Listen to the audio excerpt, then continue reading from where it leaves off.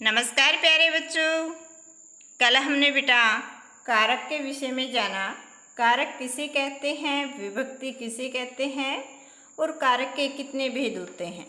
एक बार थोड़ा सा दोहरा लेते हैं, फिर पुस्तक में आया अभ्यास कार्य हम करते हैं। ठीक है बेटा, आज हम अभ्यास कार्य करेंगे, पुस्तक में साथ साथ करते रहें। कारक किसे कहते हैं? संजय या सर्वनाम के जिस रूप से उसका संबंध वाक्य में आए अन्य शब्दों से जाना जाए उसे कारक कहते हैं। विभक्ति चिन्ह किसे कहते हैं? जो चिन्ह इस संबंध को बताते हैं उन्हें विभक्ति चिन्ह कहते हैं। कारक के कितने भेद होते हैं बेटा? 8 भेद होते हैं। प्रत्येक कारक का विभक्ति चिन्ह भी अलग होता है। जैसे कर्ता ने कर्म को करण से, संप्रदान को के लिए, आपादान से अलग होना, संबंध का की के, अधिकरण में पर, संबोधन हे अरे।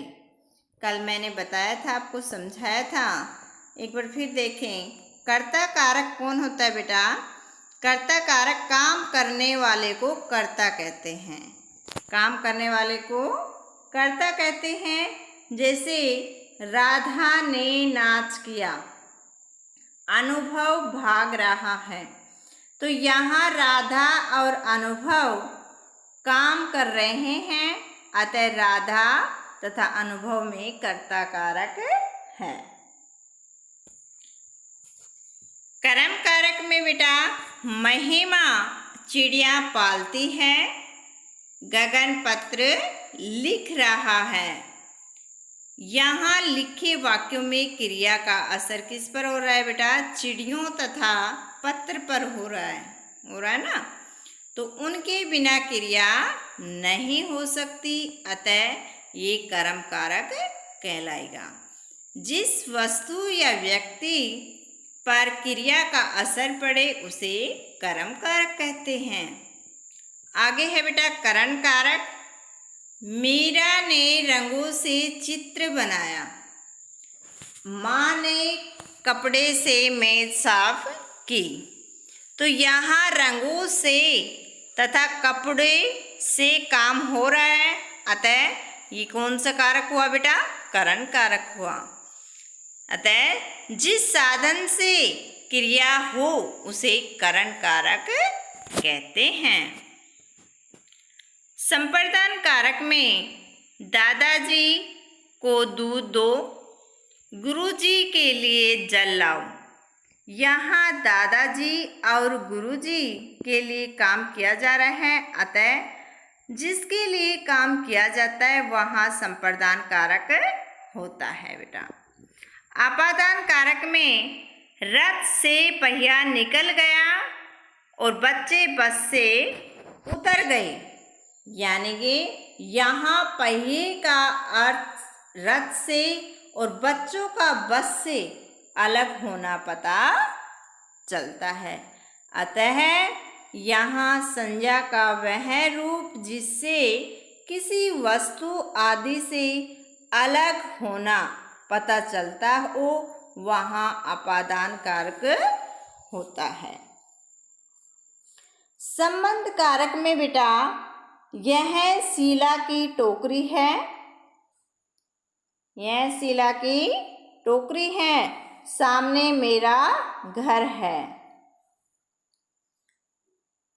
तो यहाँ शीला की टोकरी का तथा मेरा से घर का संबंध पता चलता है, अतः ये संबंध कारक हैं।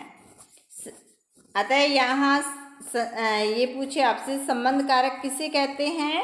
संजय या सर्वनाम का ऐसा रूप जो किसी व्यक्ति अथवा वस्तु का दूसरे व्यक्ति अथवा वस्तु से संबंध बताए वह संबंध कारक कहलाता है। अधिकरण कारक में बेटा माँ कमरे में सो रही है, गौरव छत पर खेल रहा है। कमरे में तथा छत पर से क्रिया होने के स्थान का पता चलता है। अतः संज्ञा का ऐसा रूप जिससे क्रिया होने के स्थान या आधार का पता चले, वहाँ अधिकरण कारक होता है। अधिकरण का अर्थ है आधार या सहारा। संबोधन में बेटा संबोधन कारक, इसमें जैसे हे साधुओं भोजन ग्रहण करो। यहाँ पर बेटा हे साधु, यहाँ पर दिया हो ना, हे साधुओं भोजन ग्रहण करो। अरे नवीन इधर आओ। तो ये साधुओं तथा अरे नवीन से पता चलता है कि साधु तथा नवीन को बुलाया जा रहा है। अतः ये कौन सा कारक हो गया बेटा? संबोधन कारक।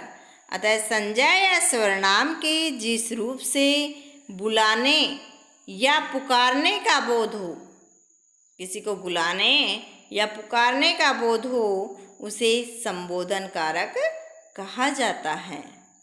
तो ये तो बेटा हमने पिछला दोहराया।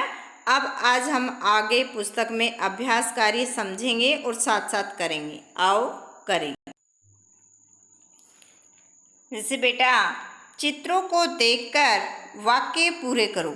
हमने चित्र को ध्यान से देखना है और फिर वाक्य पूरे करने हैं। जैसे मेज पर गिलास रखा है, तो हमने यहाँ पर का प्रयोग करना है। ये कौन सा कारक हो गया? पर किस में आया था बताओ मुझे? अधिकरण कारक में। मैं पर था ना, तो ये अधिकरण कारक का वो दिया हुआ है उदाहरण। तो मेज पर गिलास रखा है, तो आप इसमें क्या भर दोगे? पर। आगे है बच्चे गेंद खेल रहे हैं, तो बच्चे किससे गेंद खेल रहे हैं? से।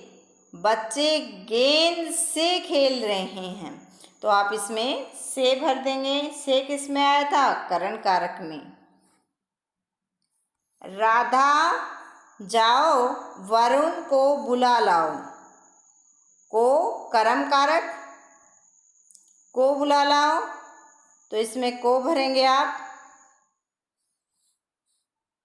ये चित्र के माध्यम से क्या पता चल रहा है कि अलमारी में कपड़े रखे हैं, तो आप इसमें मैं भर देंगे। लता ने फल खाए, फल खा रही है ना लता, तो लता ने फल खाए। माँ सबके लिए खाना पका रही है। चित्र के माध्यम से पता चल रहा है कि माँ खाना बना रही है, तो माँ सबके लिए खाना पका रही हैं। आगे है बेटा वर्ग में लिखे विभक्ति चिन्ह से रिक्त स्थान भरो। यहाँ पर पेटिका में रिक्त स्थान दिया हुआ है, आपने छाट कर भरने हैं। जैसे चाकू से फल काटो, यहाँ पर क्या आ गया बेटा? से आ गया।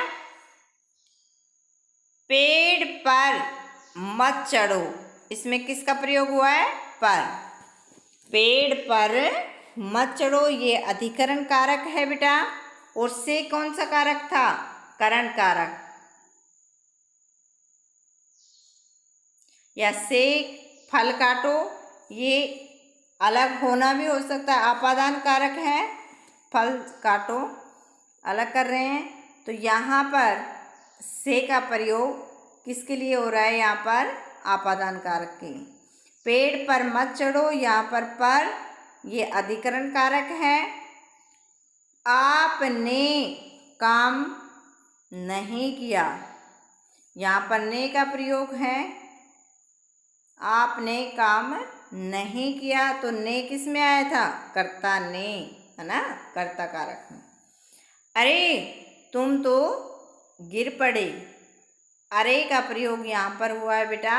ये कौन सा है? संबोधन के। यहाँ पर अरे भरेंगे। छात्राओं को अंदर बुलाओ, यहाँ पर को भरेंगे।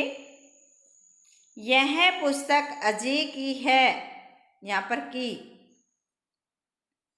यहाँ पर का की के संबंध कारक में बताया गया था।